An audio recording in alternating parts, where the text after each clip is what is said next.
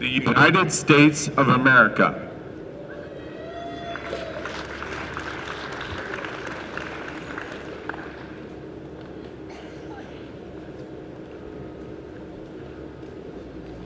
Germany.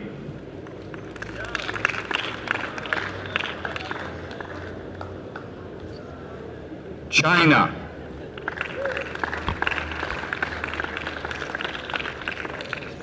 Poland.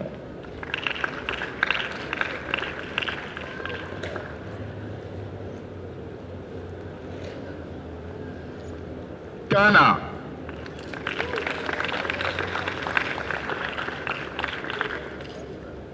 South Africa.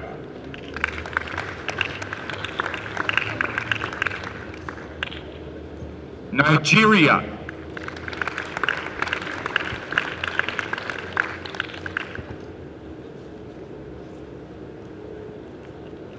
Saudi Arabia.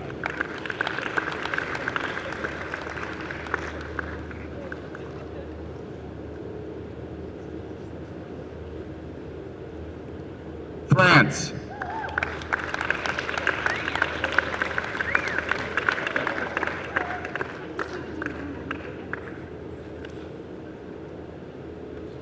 Italy.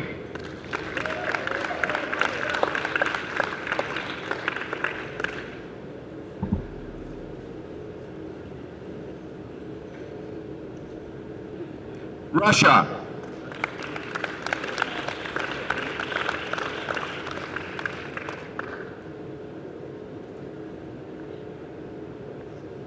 Taiwan.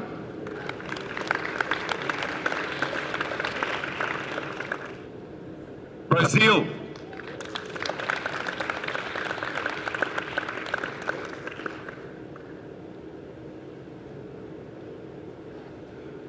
Costa Rica.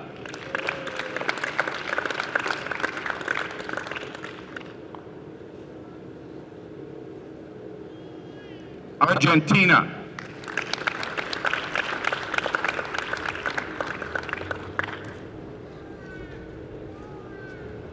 Spain.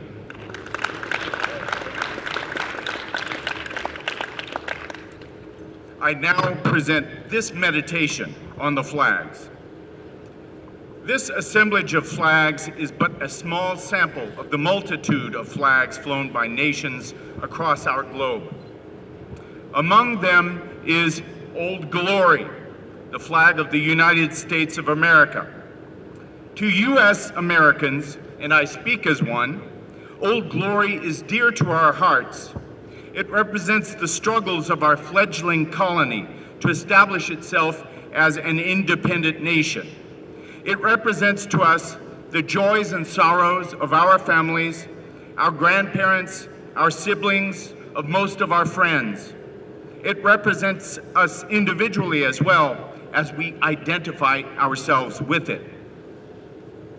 But the fact that it is one flag among many signifies that it is like other flags as well.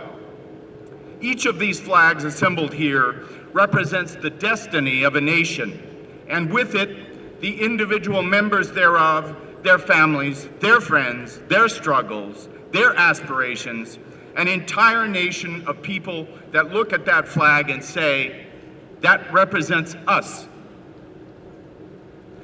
We raise our children to show respect and regard for others, to understand that those others have feelings and concerns just as they do. As adults, it is important to remember that lesson as we contemplate these flags of the peoples of the world. Other peoples do not exist as the occasional objects of our collective attention. They do not merely come into existence as we become aware of them and vanish as our attention wanes. Even when they are not on the radar of our news services, they are human beings who live in the first person, who say I and we, just as we ourselves do. In this context, the learning of a language has a profound significance.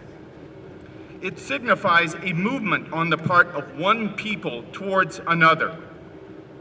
U.S. Americans are accustomed to this movement toward us, but just as we reciprocate another's greeting, another's handshake, another's hospitality, it is equally important for us also to reciprocate this gesture, to make this movement toward other peoples, to move into the mental space they call home, to understand their thoughts, their own struggles and aspirations, and to allow them to speak to us in their own language, in their own spontaneity, as they are, in their own native element.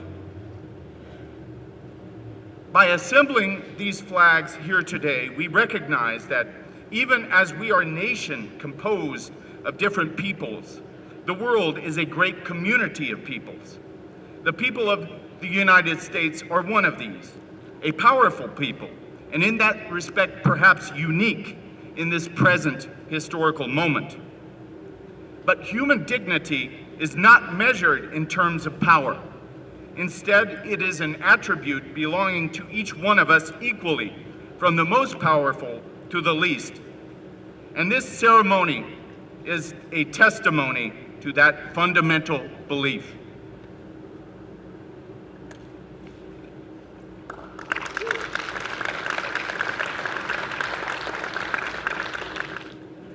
And now, Dr. Bonnie Melhart, Associate Provost of Academic Affairs and Dean of University Programs, will present her opening remarks.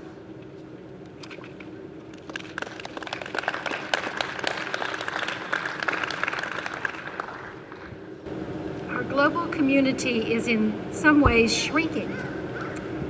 You can go to the other side of the world, physically or cerebrally, much faster today than was dreamed possible in my childhood days. Thinking about problems from a global perspective is a necessity, not just an interesting academic exercise. At the same time, from another point of view, our global community is expanding. It's hard to think of a discipline that does not interact daily with students and faculty from other lands, other cultures. The reach of friends, colleagues, partners, and interests is worldwide.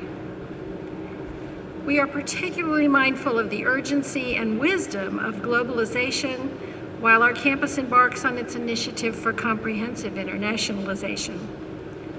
Many of those gathered here now and those who will participate in the festival for the next 3 days are already drinking the Kool-Aid. For our international guests, this is an American expression to indicate we've already committed to the cause, as if the Kool-Aid or punch contained any elixir to make us so. But we hope everyone will have some and will allow themselves to move a little closer to human cultural diversity with thoughts of language, communication, art, dance, film, literature, music, and of course, food and Kool-Aid. British historian and scholar Christopher Dawson once said, "The greatest obstacle to international understanding is the barrier of language." You know, I have never known any speaker of multiple language to regret that talent. We regret that we don't have that talent. So I get the privilege of welcoming you to this Festival of Language and Culture as a great start to identifying language and other opportunities to help with our quest for internationalization. So please have some Kool-Aid.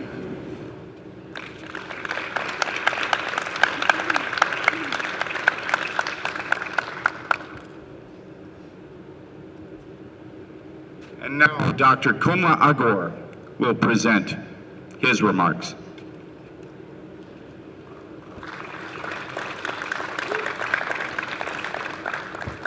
Good morning.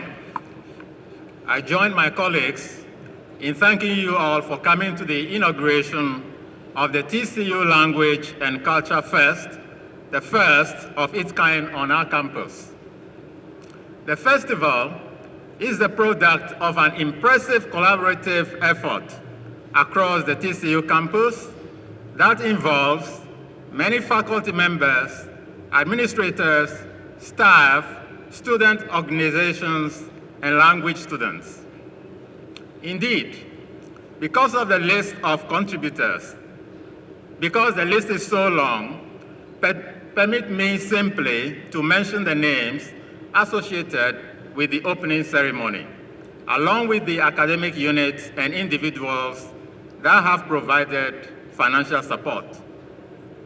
Ms. Robin Wright and Mr. John Singleton, simply rose above the call of duty in ensuring that today's event would be successful.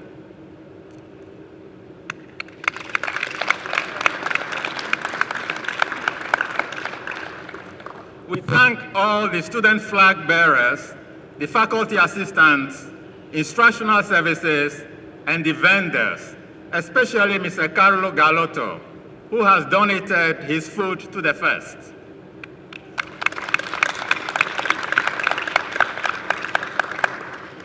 We are especially grateful to all our sponsors.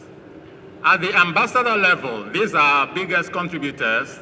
We have the Intensive English Program, the Office of the Provost and Vice Chancellor for Academic Affairs, and Aran College of Liberal Arts. At the Consul General level are Inclusiveness and Intercultural Services, Career Services, International Services, Zio Carlo Magnolia Brew Pub, and Portbelly Sandwich Shop. And at the Honorary Consul level are Asian Studies, the Center for International Studies, the Department of English, the Department of Sociology and Anthropology, the John V. Roach Honors College, Mrs. Anna Viola Wright, Mrs. Karen Michaela Wright-Dunn, and Student Government Association. Dr. Todd and I thank you all for the assistance you have provided, for without it, the festival wouldn't have been possible.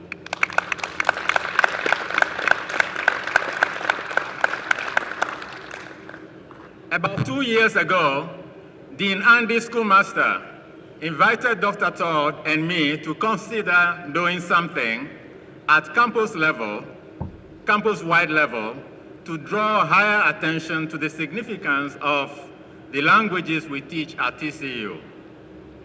What Dr. Schoolmaster had in mind was something substantive, a direct demonstration of what we are and represent. 2 years later, through the collaborative effort I mentioned, here we stand, happily, proudly, and ready to showcase from diverse platforms what our two departments really are and represent. Through the Language and Culture Fest, Then, we seek to enhance the TCU community's sensitivity to human cultural diversity, and we seek to underscore the importance of the study of foreign languages as the indispensable tool to understanding that diversity. The first will demonstrate the value of cross-cultural competence and its capacity to enrich the dynamics of our contemporary globalized world. Our objective, therefore, rises in consonance with TCU's mission, which is to educate individuals to think and act as ethical leaders and responsible citizens in the global community. The events of the next 3 days also need to be understood within the context of the established goals of the ongoing Quality Enhancement Plan, the QEP, which both departments consider to be central to their daily tasks as internationalists. As the British philosopher John Stuart Mill once said, quote, "Language is the light of the mind," unquote. The great German poet Johann Goethe was even more authoritative when in 1827 he declared, quote, "Whoever is not acquainted with foreign languages knows nothing of his own," unquote. Languages are an essential component of the humanities. They broaden your intellectual horizon, improve your analytical skills, and sharpen your capacity for critical thinking. And a true global citizen connects with others culturally, especially linguistically. Let's keep in mind this. Without language, my friends, there is no society. And without society, there is no culture. Over the next 3 days, you will have the opportunity to enjoy a wide array of useful, intellectually stimulating, or simply tasty events, such as the one that immediately follows this ceremony. Students, faculty, and members of the community will lead discussion panels addressing various topics such as the importance of foreign language skills for candidates seeking employment in their fields, the importance of study abroad and international internships, how non-language faculty have sharpened or expanded their professional work as a result of their foreign language skills, and how cultural elements affect the way in which global business is conducted. But the festival goes way beyond discussion panels. Let me assure you that there is something for everyone. Just listen to the variety of events we have lined up. International opportunity tables set up daily near the frog statue just around the corner, where you can engage in games, win prizes, and enjoy snacks, all free.